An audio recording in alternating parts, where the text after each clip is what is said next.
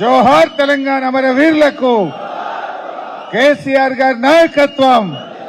జై తెలంగాణ. కరెక్ట్ గా 2 అయింది. మరి ఆకలి అవుతుందా? 2 బజే హోగయా. ఓకే కదా? ఎంత టైం ఇస్తారు? లేవరు కదా? గంట ఇస్తారా? 2 घंटा पक्का बात पे.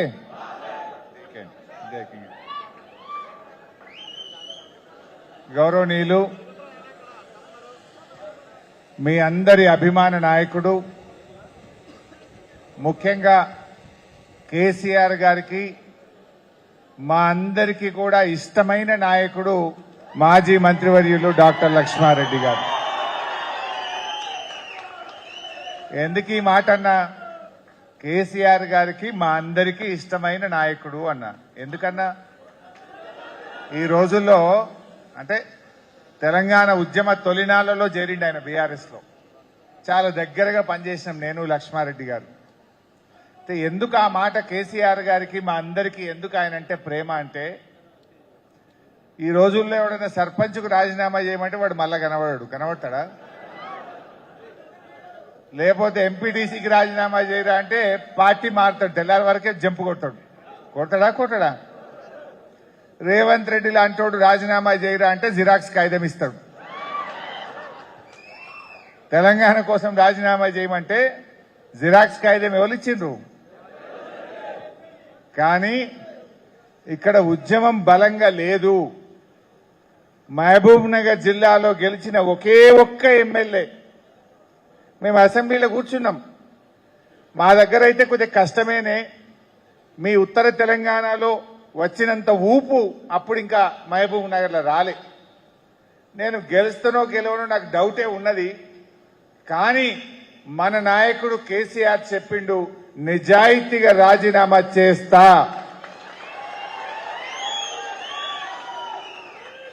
అప్పుడు నాకు తెలుసు 26లో ఒక 10 మంది ఎమ్మెల్యేలు మనోళ్ళు అమ్ముడు వైపు ఆఫర్లు ఇస్తే కొంతమంది పోయినరు. ఇదే లక్ష్మారెడ్డి అన్నకు కూడా చాలా ఆఫర్లు వచ్చినాయి. కానీ నాకు ఏ ఆఫర్లు వద్దు, తెలంగాణ ముద్దు అని చెప్పి రాజీనామా చేసిన నాయకుడు మీ లక్ష్మారెడ్డి. పాపం దాని ఎఫెక్ట్ ఏందో తెలుసా? 2009లో మనం పొత్తు పెట్టుకున్నాం. అనే పొలిటికల్ కంపల్షన్. కేసీఆర్ గారికి ఏంటంటే రాజకీయ ప్రక్రియలో అన్ని పార్టీలను ఒప్పించి మెప్పించి తెలంగాణ తేవాలి. అప్పుడు తెలుగుదేశంతో జై తెలంగాణ అనిపించి వాళ్ళ మెడలు కూడా గులాబీ కండువా ఏపించి మనం టీడీపీతో పొత్తు పెట్టుకున్నాం. ఆ పొత్తుల్లో పాపం లక్ష్మారెడ్డి గారికి టికెట్ రాలే. ఇంకోడైతే జంపు కొట్టి తెల్లారికి ఇంకో పార్టీలో టికెట్ తెచ్చుకోడా? కానీ టికెట్ రాకపోయినా నాకు తెలంగాణ ముఖ్యం, కేసీఆర్ ముఖ్యం అని చెప్పి పార్టీలో కేసీఆర్ గారి గెలుపు కోసం ఎంపీగా కృషి చేసిన నిజాయితీ కలిగిన ఒక ఉద్యమకారుడు, ఒక నాయకుడు మీ డాక్టర్ లక్ష్మారెడ్డి గారు. అందుకే మా అందరికీ ఆయనంటే ఎంతో గౌరవం. ఒక నాయకుడు ఎట్లుండాలంటే పార్టీ పట్ల, లీడర్ పట్ల ఒక నిబద్ధతకు, నిజాయితీకి మారు పేరులో ఒకరు డాక్టర్ లక్ష్మారెడ్డి గారు. అందుకే ఆయనంటే మాకెంతో గౌరవం. మరొక మాజీ మంత్రివర్యులు, ఉద్యమ నాయకుడు. ఈ మధ్య రేవంత్ రెడ్డి కూడా తెలంగాణ ఉద్యమం గురించి మాట్లాడుతుండబ్బా. త్యాగాల గురించి, ఉద్యమాల గురించి, అమరుల గురించి మాట్లాడితే ఎట్లుందంటే ఏదో నవ్విపోదురు గాక నాకేమి సిగ్గన్నట్టు. మా శ్రీనివాస్ గౌడ్ అన్న చేసిన పోరాటం, త్యాగం, అప్పుడు ఇట్లా నీ ఉద్యోగం ఉడదీక్తాం, నిన్ను జైల్లో పెడతాం అంటే నాకు గాదిరాబై నా ఉద్యోగం కంటే తెలంగాణ ఉద్యమమే ముఖ్యం అని ఎంతో పోరాటం చేసి అధికారంలో లేకపోయినా కేసీఆర్ అడుగుజాడల్లో ఒక మున్సిపల్ కమిషనర్ గా ఉంటూ ఉద్యమం చేసినటువంటి మన పాలమూరు ముద్దుబిడ్డ శ్రీనివాస్ గౌడ్ గారు. మరో మాజీ మంత్రివర్యులు. అప్పుడు తెలంగాణ వస్తుందంటే చాలా మంది నమ్మలే. కానీ 2001లో ఆనాడు ఓల్డ్ సిటీ నుంచి కేసీఆర్ నాయకత్వంలో వచ్చి మేము ఢిల్లీకి కార్లలో పోతే మా వెంట ఢిల్లీకి కార్లలో కూడా వచ్చిన ఉద్యమ నాయకుడు మరి మహమూద్ అలీ గారు.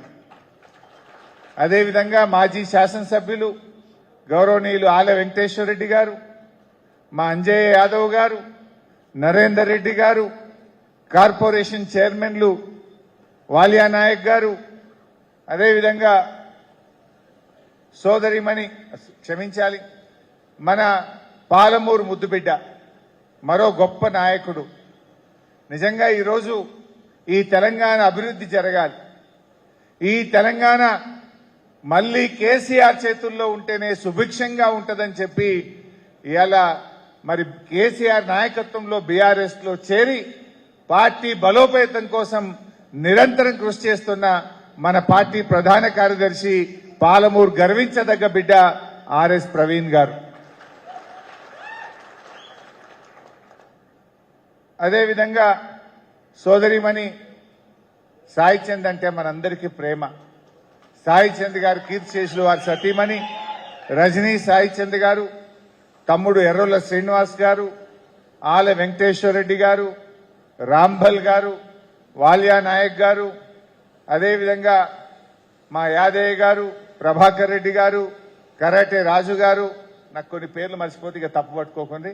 వేదిక మీద ఉన్న బీఆర్ఎస్ పార్టీ సీనియర్ నాయకులు, మన బీఆర్ఎస్ కుటుంబ సభ్యులు, మీడియా మిత్రులు అందరికీ పేరు పేరున నమస్కారం తెలియజేస్తా ఉన్నా. పొద్దున్నే 9:30కి వెళ్ళాం. మేము మిర్జిల్ మీదకి వెళ్ళి తిరుక్కుంటూ వస్తా ఉన్నాం. ఇలా జడ్చర్ల కార్యకర్తల జోష్ అయితే చాలా జబర్దస్త్గా ఉన్నది. మీ అందరి జోష్ నేను పొద్దు నుంచి చూస్తా ఉన్నా. ఇక ఖచ్చితంగా బీఆర్ఎస్ పార్టీ అధికారంలోకి వచ్చేది ఖాయం అని చెప్పి అనిపిస్తా ఉంది. కాంగ్రెస్ పార్టీ పరారయ్యేది కూడా ఖాయమే. ఇక ఈరోజు ఏం జరుగుతా ఉంది? రేవంత్ రెడ్డి గారు ఇలా హైదరాబాద్ లో మీటింగ్ పెట్టిండు. రైతుల ఆశీర్వాద సభ, రైతుల ఆశీర్వాద సభనట. నా దృష్టిలో రేవంత్ రెడ్డి గారు రైతుల ఆశీర్వాద సభ కాదు నువ్వు పెట్టుకోవాల్సింది, రైతు వంచన సభ అని పెట్టుకో. రైతుల్ని అడుగడుగున వంచినవు, రైతుల్ని అడుగడుగున మోసం చేసిండు కదా రేవంత్ రెడ్డి. మొన్న యాసంగి రైతు బంధు పడ్డదా? మా దగ్గరికే సిద్దిపేటకు వచ్చిండు. మా దగ్గరకు వచ్చి ఏం చెప్పిండు? ఇగో ఇవాళ ఎకరానికి రైతు బంధు వేస్తున్నా, 45 రోజుల్లో మొత్తం 9,000 కోట్ల రూపాయల రైతు బంధు వేస్తా అన్నాడు. పడ్డాయా మరి? 45,000 100 రోజులకు వచ్చింది. 100 రోజులకు వచ్చింది. ఆ రైతు బంధు వేయలే గాని మళ్ళీ ఇప్పుడు వానకాలం రైతు బంధు ఇవాళ ఒక 2 ఎకరాలకు వేస్తారట.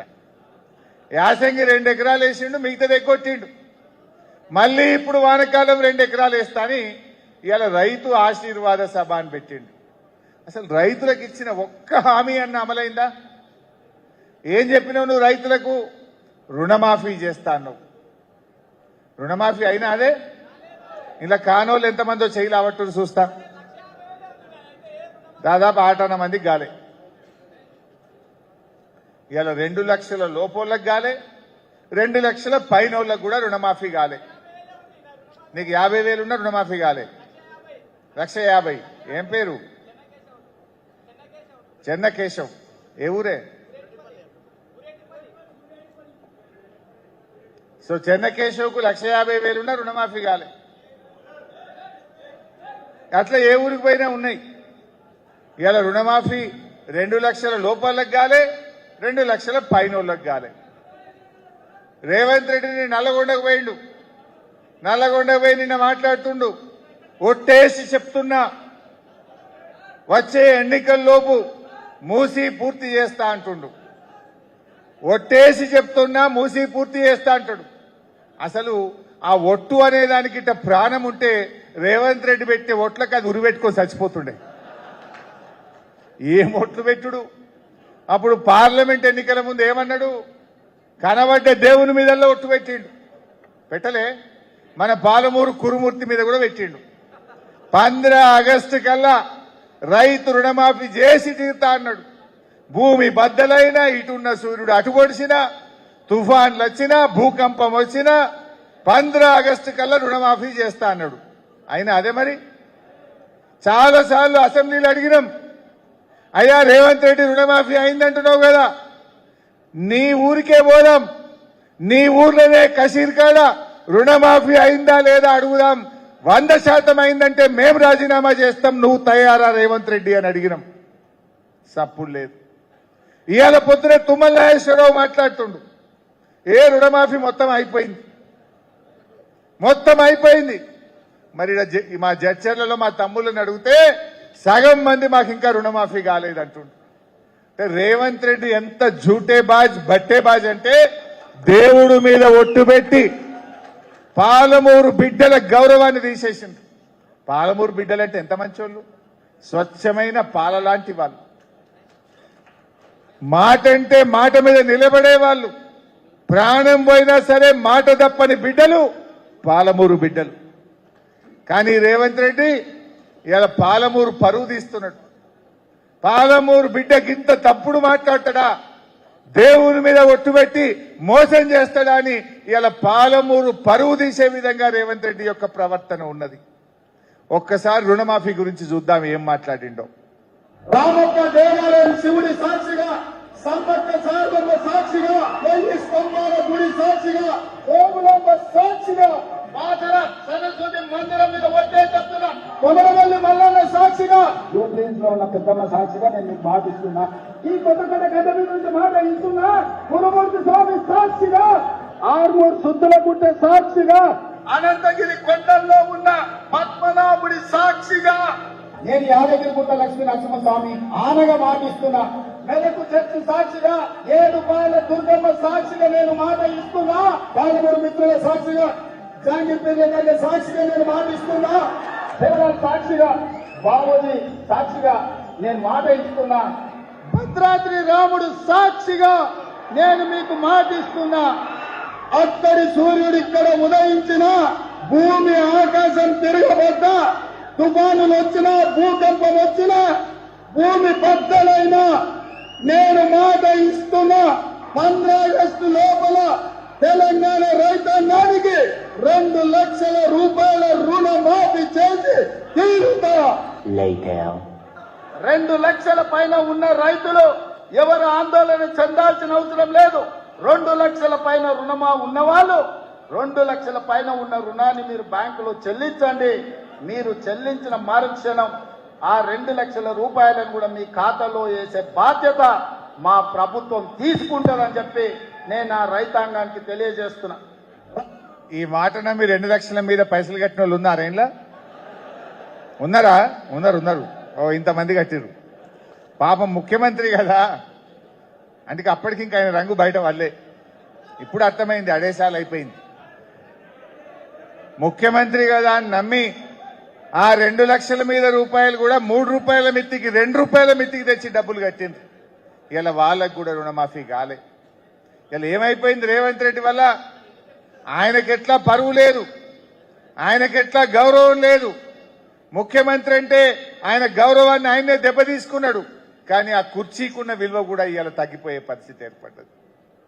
ఇవాళ రుణమాఫీ విషయంలో రైతుల్ని ఇవాళ దారుణంగా మోసం చేసిండ్రు. ముందు బ్యాంకర్లను అడిగిండ్రు ఎన్ని డబ్బులు కావాలంటే 40,000 కోట్లు కావాలన్నారు. అసెంబ్లీలో గవర్నర్ ప్రసంగంలో రుణమాఫీకి 35,000 కోట్ల రూపాయలు ఇస్తున్నామని చెప్పిండ్రు. మరి చేసింది ఎంత? 19,000 కోట్లు. చెప్పుడు 21, నిజంగా అయింది 19-20 అయింది అంతే. అంటే గవర్నర్ చెప్పించింది ఒకటి, చేసింది ఒకటి, ఏమి చేయకుండానే మొత్తం అయిపోయిందని చెప్పి చేతులు కాబట్టి ఇలా రాష్ట్ర రైతాంగాన్ని ఏ రకంగా మోసం చేసిండ్రో మీ అందరికీ అర్థమవుతా ఉంది. ఇది రుణమాఫీ సంగతి. ఇంకా మన కేసీఆర్ గారి గురించి మాట్లాడుకోవాలంటే ఇలా రేవంత్ రెడ్డికి కేసీఆర్కు ఉన్న ఒక తేడా కూడా మీకు చెప్పాలి. ఎన్నికల ముందు హామీ ఇచ్చి మాట తప్పుడు రేవంత్ రెడ్డి వంతు. ఎన్నికల్లో హామీ ఇవ్వకపోయినా ప్రజలకు ఏం కావాలో తెలుసుకొని చేసిన నాయకుడు కేసీఆర్. రైతు బంధు మనం ఎన్నికల ముందు హామీ ఇచ్చినామా? ఎన్నికల్లో చెప్పకపోయినా రైతు బంధు ఇచ్చిన నాయకుడు కేసీఆర్. కళ్యాణ లక్ష్మి ఇస్తామని ఎలక్షన్ల ముందు చెప్పినామా? కానీ ఎస్సీ ఎస్టీలు బీసీలు మైనారిటీల కష్టాలు చూసి ఈ దేశంలో ఎక్కడ లేని పథకం కళ్యాణ లక్ష్మి తెచ్చింది మన కేసీఆర్. కేసీఆర్ కిట్ ఇస్తామని మనం ఎన్నికల ముందు చెప్పినామా? చెప్పకపోయినా ఆడపిల్లల కోసం, పేదింటి ఆడపిల్లల కోసం కేసీఆర్ కిట్ పథకాన్ని తెచ్చిండ్రు. Ambedkar overseas scholarship, SC ST BC పిల్లలు విదేశాల్లో చదువుకోవాలని ఎన్నికల్లో హామీ ఇవ్వకపోయినా 20 లక్షల రూపాయలు ఇచ్చిన నాయకుడు మన కేసీఆర్. ఇట్లా చెప్తే ఒక 100 లిస్టు చెప్పొచ్చు మనం. అంటే ఎన్నికల్లో చెప్పి మాట తప్పుడు రేవంత్ రెడ్డి వంతు, ఎన్నికల్లో హామీ ఇవ్వకపోయినా ప్రజల కోసం చేసుడు మన కేసీఆర్, మన బీఆర్ఎస్ పార్టీ యొక్క గొప్పతనం. దీన్ని మన కార్యకర్తలు మనం గట్టిగా కింద చెప్పుకోవాల్సినటువంటి అవసరం ఉంది. ఇక రైతులకు వద్దాం. ఇవాళ రైతు వంచన సభ పెట్టిండు రేవంత్ రెడ్డి. అది ఆశీర్వాద సభ కాదు, రైతు వంచన సభ నా దృష్టిలో. రెండవది రైతు బంధు. ఏం చెప్పిందే రైతు బంధు? ఎన్నికల ముందు 15,000 చెప్పిందా? 15,000. మరి ఇచ్చింది ఎంత? 12,000. అవి ఎన్నిసార్లు ఇచ్చిండ్రు? ఒక పంట మొత్తానికే 9,000 ఎగ్గొట్టిండు. ఒక పంట 3 ఎకరాలే ఇచ్చిండు. ఒక పంట 2 ఎకరాలే ఇచ్చిండు. వాళ్ళు చెప్పిన ప్రకారంగా మొత్తం లెక్క తీస్తే 29,300 కోట్లు ఇలా కాంగ్రెస్ పార్టీ రైతు బంధు పేరిట రైతులకు బాకీ పడ్డది. 29,300 కోట్లు. నేను అడుగుతా ఉన్న జడ్చర్ల నుంచి, రేవంత్ రెడ్డి గారు, నువ్వు ఇవాళ పెట్టుకున్న నీ రైతు వంచన సభలో ఈ 29,300 కోట్లు ఎప్పటిలోగా ఇస్తావో తెలంగాణ రైతాంగానికి చెప్పాలని డిమాండ్ చేస్తా ఉన్నాం. నువ్వు రైతులకు బాకీ పడ్డ ఈ 30,000 కోట్ల రైతు బంధు డబ్బులు ఎన్ని రోజుల్లోగా ఇస్తావో ఇవాళ రైతులకు చెప్పాలని తెలంగాణ రైతుల పక్షాన, బీఆర్ఎస్ పార్టీ పక్షాన ఇవాళ నేను రేవంత్ రెడ్డి గారిని అడుగుతా ఉన్నా. మీ జిల్లాలో ఒక మంత్రి ఉంటాడు, జూపల్లి కృష్ణారావు. ఆయన ఏం మాట్లాడతాడో, మతి ఉండి మాట్లాడతాడో, మతిరేక మాట్లాడతాడో నాకైతే అర్థం కాదు. నేను మొన్న గిదే ముచ్చట అడుగుతా ఆయన అంటాడు, ఏమయ్యా హరీష్ రావు, మేము బోనస్కి ఇచ్చినని పైసలు కాదు, మేము 3 సార్లు ఎగ్గొట్టినాయి అన్నాడు. 3 సార్లు ఎగ్గొట్టినా అని ఒప్పుకున్నాడు. కానీ మేము ఇచ్చిన బోనస్, రైతులకు ఇచ్చిన బోనస్ పైసలు అంత కాదు మేము ఎగ్గొట్టింది అన్నాడు. నువ్వు ఇచ్చిన బోనస్ ఎంత? నీ బోనస్ బోగస్ అయింది. ఎలక్షన్ల ముందు అన్ని పంటలకు బోనస్, ఎన్నికలైనాక వరి పంటకే బోనస్, ఒక్క ఏడాది తిరగంగానే సన్నాలకే బోనస్. ఇప్పుడు ఈ సంవత్సరం ఆ సన్నాల్లో 33 రకాలు కాదు 7 రకాలకే బోనస్. అన్ని పంటలకేలి, వరికేలి, సన్నాలకేలి, 33కేలి 7 రకాల సన్నాలకు వచ్చింది. పోనీ అదన్న కరెక్ట్ ఇచ్చిండ్రా? 2 వానకాలాలు ఇచ్చిండ్రు, 2 యాసంగిలు ఎగ్గొట్టిండ్రు. మొన్న యాసంగి బోనస్ వచ్చిందా? అంతకుముందు యాసంగి బోనస్ వచ్చిందా? ఇచ్చింది అంతా తిప్పి తిప్పి కొట్ట 2-3 వేల కోట్లు. మీరిచ్చిన బోనస్ 2-3 వేల కోట్లు, మీరిచ్చిన బోనస్ 3,000 కోట్లు అయితే ఎగ్గొట్టిన రైతు బంధు 30,000 కోట్లు. మరి ఏమంటుండి జూపల్లి? మేము ఎగ్గొట్టింది బోనస్ అంత కాదంటుండు. నువ్వు ఎగ్గొట్టింది 30,000, ఇచ్చింది 3,000. ఇప్పటికైనా సరి చేసుకో మిస్టర్ జూపల్లి కృష్ణారావు అని చెప్పి నేను మనవి చేస్తా ఉన్నా. అంటే బోనస్ చూస్తే ఇట్లా మోసం చేసిండ్రు, రుణమాఫీ చూస్తే అట్లా మోసం చేసిండ్రు, మరి రైతు బంధు చూస్తే ఎట్లా మోసం జరిగిందో మీరు చూసిండ్రు. ఈ 3కు పోతే ఇక యూరియా. కేసీఆర్ గారు ఉన్నప్పుడు ఎప్పుడైనా యూరియాకి ఇబ్బంది అయిందా?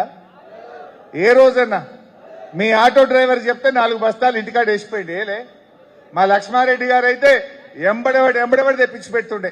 స్టాక్ ఫుల్ గోడౌన్లు కట్టించి స్టాక్ పెట్టించాడు. కానీ ఇలా యూరియా కావాలంటే యాప్లు పెట్టిండ్రు. యాప్ ఉండాలన్నా రద్దు కావాలన్నా? యాప్ ఉండాలన్నా రద్దు కావాలన్నా? ఇది మొత్తం తెలంగాణ రైతులు చెప్తున్న మాట. నిజంగా షాపుల యూరియా ఉంటే యాప్ ఎందుకు? షాపుల యూరియా లేదు కనుక యాప్ పెట్టి ఎగ్గొట్టడానికి డ్రామా. ఈ యాప్ కథలు ఎందుకు? షాపుల యూరియా లేదు కనుక ఈ యాప్ కథలు. ఈ యాప్లు కాదు మనకు కావాల్సింది, యూరియా కావాలి. ఇవాళ అనేక మంది రైతులు ఇప్పుడు ఏం చేసింది తెలుసా? ఈ సంవత్సరం ఎకరాకు 2 బస్తాలే పెట్టిరు. మొక్కజొన్న వేసిన రైతు జడ్చల్ ఏరియాలో మక్కలు వేస్తారు మీరు, 4 సంచులు 5 సంచులు కావాలి మందు బస్తాలు. ఇప్పుడు 2 ఇస్తారట. మరి మిగతా 2 సంచులు ఏం చేయాలి? బ్లాక్లో తెచ్చుకోవాలా? మిర్చి పెట్టే రైతులకు 6 బస్తాలు కావాలి, 2 ఇస్తారట. ఆయిల్ పామ్ రైతులకు 3 కావాలి, వరికి 3 కావాలి, కానీ 2 బస్తాలు మాత్రమే ఇస్తాము అంటున్నారు. అంటే ఇవాళ యూరియా ఇవ్వలేక చేతగాక ఈ ప్రభుత్వం ఇవాళ రైతులకు కోతలు పెడుతున్నటువంటి పరిస్థితి. అంటే యూరియాలో కూడా ఈ గవర్నమెంట్ ఫెయిల్ అయిపోయింది. మరిగా ఏందే అడుగు పిండా అన్ని పెరిగినాయి. ఎరువుల ధరలు ప్రతిదీ కూడా 300, 400, 500 సంచికి పెరిగింది. అది బీజేపీ వాళ్ళ కథ, ఇది కాంగ్రెస్ వాళ్ళ కథ, అది బీజేపీ వాళ్ళ కథ. మరి అదే విధంగా ఇవాళ రైతుల విషయంలో మీరు చూస్తే తరుగు పెట్టిందా మొన్న వడ్లకిడ జడ్చెర్ల ఎంత? 5 కిలోలు. ఎంత పెట్టిండ్రు? 5 కిలోలు. ఒకసారి రేవంత్ రెడ్డి అసెంబ్లీలో డైలాగ్ కొట్టిండు మాతో, తరుగు పెడుతుండ్రు అని మేము మాట్లాడినాం. మాట్లాడితే ఎవడన్నా తరుగు పెడితే వాని తోలు తీస్తా అన్నాడు. ఇదే రేవంత్ రెడ్డి శాసనము అన్నాడు. ఇవాళ తెలంగాణలో ఏ జిల్లా కన్నా పోండి, ఏ ఊరు కన్నా పోండి, 5 కిలోలు తరుగు పెట్టింది. కొన్ని జిల్లాల్లో 6 కిలోలు, 7 కిలోలు, 10 కిలోలు తరుగు పెట్టింది. మరి నిజంగా రేవంత్ రెడ్డి ఏముందన్న తోలు తీసినాడే? ఈయన తోలు తీయలే. ఆ దళారుల చేతిలో, ఆ రైస్ మిల్లర్ల చేతిలో రేవంత్ రెడ్డి ఒక తోలు బొమ్మలాగా ఆడిండి తప్ప ఎవ్వని తోలైతే తీయలే. ఇలా తరుగు పెట్టి ప్రతి రైతు కూడా 1000 రూపాయలు నష్టపోయినటువంటి పరిస్థితి మనం చూస్తా ఉన్నాం. ఇంకో ప్రధానమైన అంశం కరెంటు. ఇవాళ ఎన్ని గంటల కరెంట్ వస్తుంది మీకు? బాయిల కాడ ఎన్ని గంటల కరెంట్ వస్తుంది? 8-10 గంటలు వస్తుంది. పొద్దుగాల 5 గంటలకు వస్తే సాయంత్రం 5 గంటలకు పోతుంది. మధ్యలో 1-2 గంటలు ట్రిప్ అవుతుంది. 8-10 గంటల కరెంటు కూడా వస్తలేదు. ఆనాడు కేసీఆర్ గారు ఉన్నప్పుడు 24 గంటల నాణ్యమైన ఉచిత కరెంట్ ఇచ్చింది బీఆర్ఎస్. కానీ ఇలా రేవంత్ రెడ్డి వచ్చినాక 8-9-10 గంటలకు వచ్చింది. ఇంకొక డేంజరస్ వార్త మీకు చెప్పాలి, రైతులకు మీరు తెలియజేయాలి. ఇప్పుడు రైతు డిస్కామ్ అని పెట్టబోతున్నారు కొత్తగా. విన్నారా? రైతు డిస్కామ్. ఎందుకు ఈ రైతు డిస్కామ్? రైతుల కరెంటులో కోత పెట్టనీకి. రైతు డిస్కామ్కి ఏమిస్తారట? సోలార్ పవర్, రెన్యూవబుల్ ఎనర్జీ మాత్రమే రైతు డిస్కామ్కు కేటాయిస్తారట. అంటే థర్మల్ పవర్ బొగ్గుతో ఉత్పత్తి అయింది కానీ నాణ్యమైన కరెంటు రైతు డిస్కామ్కి ఇయ్యరట. సోలార్ పవర్ ఇస్తారట. సోలార్ పవర్ అంటే ఎప్పుడు వస్తుంది? ఎండ మంచిగా దంచినాక 9 గంటలకు వస్తుంది పొద్దుగాల. ఎప్పుడు పోతుంది అది? 4గిటికో 5గిటికో పోతుంది. అంటే మరి 9 గంటలకు వచ్చి 4గిటికి పోతే నీకు ఎన్ని గంటల కరెంట్ వస్తుంది? 6-7 గంటలు వస్తుంది. అంటే ఇప్పుడు రైతులకు వెనకట రేవంత్ రెడ్డి చెప్పిండు, ఏ రైతులకు 3 గంటల కరెంటు చాలు అన్నాడా లేదా? 3 గంటలు చాలు అన్నాడు.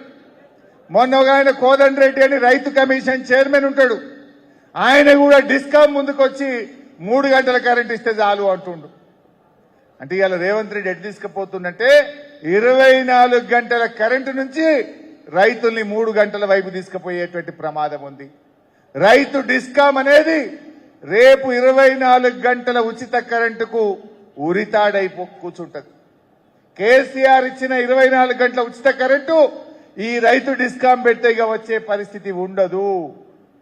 కరెంటు బాయే, రైతు బంధు బాయే, ఎరువులు బాయే, రుణమాఫీ చేయకపాయే, ఈ లాస్ట్కి ఇప్పుడు రైతు బీమా కూడా పోయింది.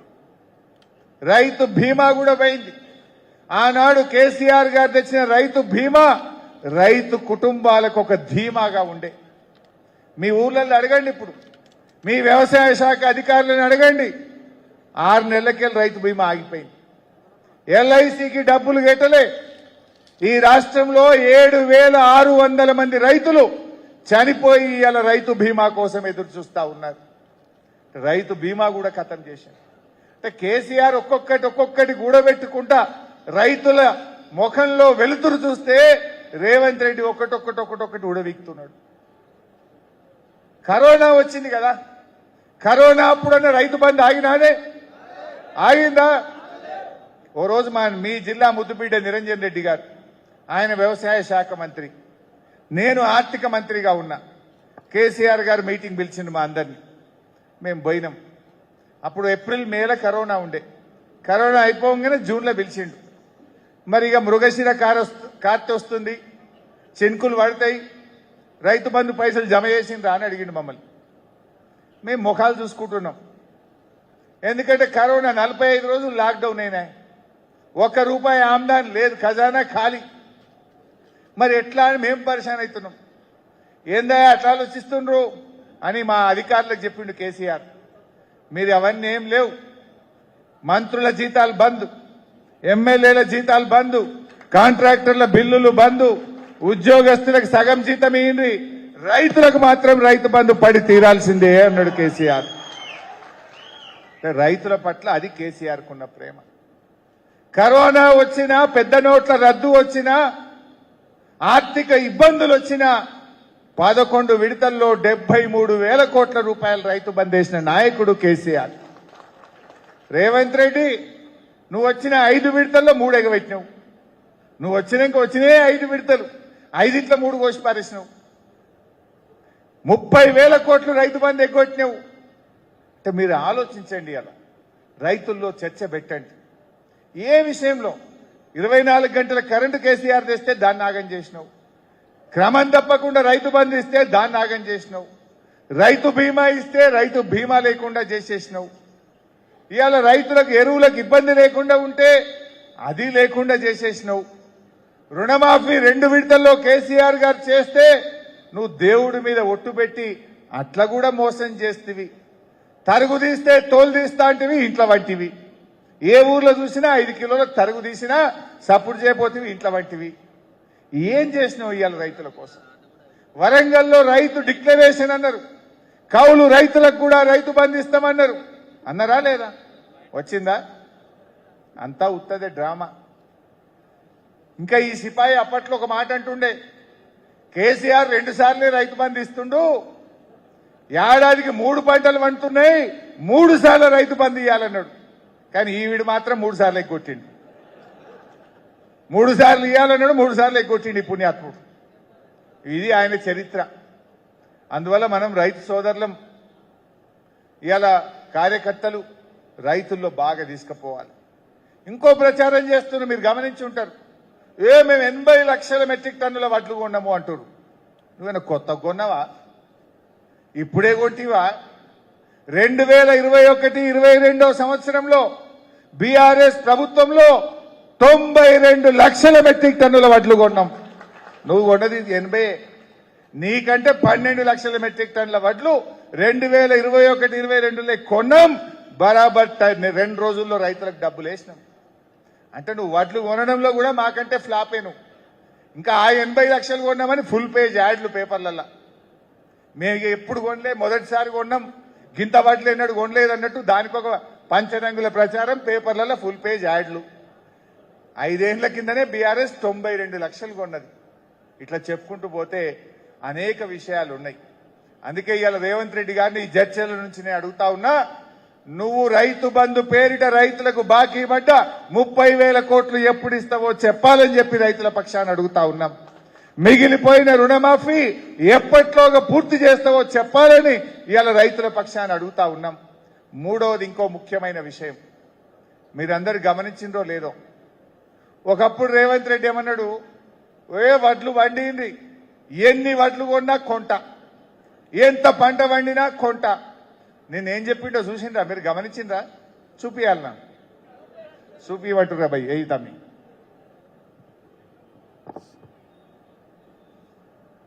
ఈనాడు ఇందిరమ్మ పాలనలో మీరు వరి పండించండి, మీరు పండించిన చివరి గింజ వరకు ఈ ప్రభుత్వం కొనుగోలు చేస్తుంది, మీకు గిట్టుబాటు ధరనే కాదు వ్యవసాయాన్ని లాభసాటిగా చేస్తామని చెప్పి ఈనాడు మన ప్రభుత్వం నిర్ణయం తీసుకున్నది. ఇకపై కేంద్రం ఏ పంట ఉత్పత్తులకు ఎంఎస్పీ నిర్ణయించి కొనుగోలు చేస్తుందో ఆ పంటలను అంతే కోటాలో రాష్ట్ర ప్రభుత్వం తరఫున కొనుగోలు చేయాలని నిర్ణయం తీసుకున్నాం. పంటల కొనుగోలు కూడా ఇందాక ఉత్తమ్ గారు చెప్పినట్లుగా కేంద్ర ప్రభుత్వం యొక్క విధి విధానాలకు అనుగుణంగానే తెలంగాణ రాష్ట్రంలో కూడా భవిష్యత్తు పంటల కొనుగోళ్లు ఉంటాయి. మీకు అర్థమైందా? ఇక ముందు కేంద్ర ప్రభుత్వం ఏ ఏ పంటలు కొనుమంటే అంతే మోతాదులో కొంటాము స్పష్టంగా చెప్పింది. కేంద్ర ప్రభుత్వం మక్కలు కొనది అంటే ఈ వానకాలంకెళ్ళి రేవంత్ రెడ్డిగా మక్కలు కొనడు.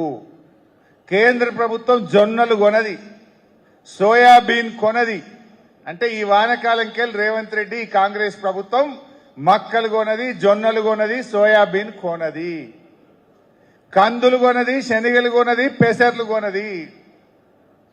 మరి కేసీఆర్ గారు ఉన్నప్పుడు కేంద్రం కొన్నా కొనకపోయినా ఎన్ని కందులు వండినా, పెసర్లు వండినా, శనగలు వండినా, సోయాబీన్ వండినా, జొన్నలు వండినా, మక్కలు వండినా ఆనాడు కేసీఆర్ గారు చివరి గింజ దాకా కొన్నాడు, రైతులకు మద్దతు ధర ఇచ్చిండు. కానీ ఇప్పుడు కాంగ్రెస్ ఏమంటుంది? ఈ వానకాలంకెళ్ళి కేంద్రం కొనుమన్నంత కొంటాం, ఏ పంట కొనుమంటే గా పంటనే కొంటామంట. మరి నువ్వెందుకున్నావు? పీకనికున్నావా? నువ్వెందుకున్నావు?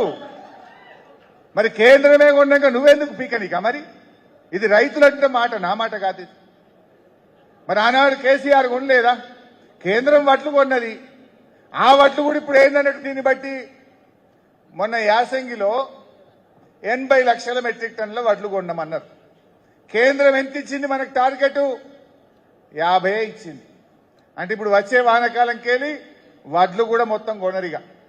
కేంద్రం 50 ఇచ్చింది అనుకో, 50 లక్షలు కొంటారు, తర్వాత చేతుల్లో అవడతారు. అంటే మనం ఏడమ్ముకోవాలి? అంటే వడ్లు కొన శాతగాని ప్రభుత్వం, పంట కొనింది శాతగాని ఈ కాంగ్రెస్ ప్రభుత్వాన్ని ఇంకే రైతులను నమ్ముతారే? ఇంకా ఏ రైతన్నా ఈ కాంగ్రెస్ పార్టీకి ఓటేస్తాడా అని అడుగుతా ఉన్నా నేను. రైతు బంధు ఎగ్గొట్టి, రుణమాఫీ ఎగ్గొట్టి, యూరియా ఇయ్యక, కరెంట్ ఇయ్యక, తరుగులు పెట్టి లాస్ట్కు పంట కూడా కొనకపోతే ఇంకెవడన్నా ఈ కాంగ్రెస్ పార్టీకి ఓటేస్తాడా? దయచేసి మీరు ఆలోచించండి. ఇది కూడా మీరు చర్చ పెట్టాలి. మీ ఊర్లో కసీర్ కార్డునో అరుగుల మీద కూర్చున్నప్పుడో, దావత్ పోయినప్పుడో, ఫంక్షన్లకు పోయినప్పుడో 10 మంది రైతులు కూర్చున్న కాడ ఏ రకంగా ఇవాళ కేసీఆర్ గారు రైతులకు మేలు చేసిండు, ఏ రకంగా ఈ కాంగ్రెస్ పార్టీ రైతులకు ద్రోహం చేస్తుందో వివరించాల్సిన బాధ్యత కూడా కార్యకర్తలుగా మన మీదనే ఉంటది. మరి ఇక వ్యవసాయం గురించి ఇట్లా, వ్యవసాయానికి చాలా ముఖ్యమైనది ఏంటిది? నీరు. ఇవాళ ఈ సాగునీరు విషయం మీద కూడా మాట్లాడుకోవాలి. రేవంత్ రెడ్డి పాలమూరు బిడ్డ అంటాడు, కానీ ఆయన చర్యల వల్ల ఇవాళ మొట్టమొదలు నష్టపోయే జిల్లా పాలమూరు జిల్లా. ఆనాడు కేసీఆర్ గారు, మా శ్రీనివాస్ గౌడ్ అన్న అప్పుడు లక్ష్మారెడ్డి గారు మంత్రి, లక్ష్మారెడ్డి అన్న అప్పుడు ఈ జూపల్లి కృష్ణారావు కూడా ఇల్లే ఉండే. ఆ రోజు మా అందరితో మీటింగ్ పెట్టి ఒక మాట చెప్పిండు, పాలమూరు పెండింగ్ ప్రాజెక్టులు పూర్తి కావాలి, ఎన్ని డబ్బులు కావాలన్నా నేను ఇస్తాను, ఆ పెండింగ్ ప్రాజెక్టులను రన్నింగ్ ప్రాజెక్టులుగా మార్చి అవి పూర్తి చేయమని కేసీఆర్ గారు ఆదేశించారు. మేం పోయి ఆ జొన్నల పోగుడ పంప్ హౌస్ దగ్గర కింద పండుకున్నాం చాపలేసుకొని. మొదటిసారి జొన్నల పోగుడకు పోతే ఆ పంప్ హౌస్ దగ్గర గబ్బిలాలు వేసి వచ్చినాయి మీదికి అన్ని. అది మూలకు పడి 3 ఏళ్ళు అప్పటికి. దాన్ని మళ్ళా మంచిగా చేసి ఆ పంప్ హౌస్ పూర్తి చేసి ఆ ప్రాజెక్టులను పరిగెత్తించి పాలమూరు జిల్లాలో 10 లక్షల ఎకరాలకు నీళ్లు బారిచ్చిన గవర్నమెంట్ బీఆర్ఎస్ గవర్నమెంట్. ఇలా ఇదే కల్వకుర్తి మన జడ్చర్ల నియోజకవర్గంలోని మిడ్జిల్ కు నీళ్లు రావాలంటే ఆ దుందిబి నది మీద ఒక అక్విడక్ట్ కట్టేది ఉండే. వాడు కాంట్రాక్టర్ పనిచేయకపోతే నేను లక్ష్మారెడ్డి అన్న, అదేమో ఊరుండే గూడెం రెడ్డిగూడ దగ్గర ఒక ఇల్లు మీద డాబా మీద పండుకున్నాం. మేము కూలర్లు పెట్టుకోలే, ఏసీలు పెట్టుకోలే.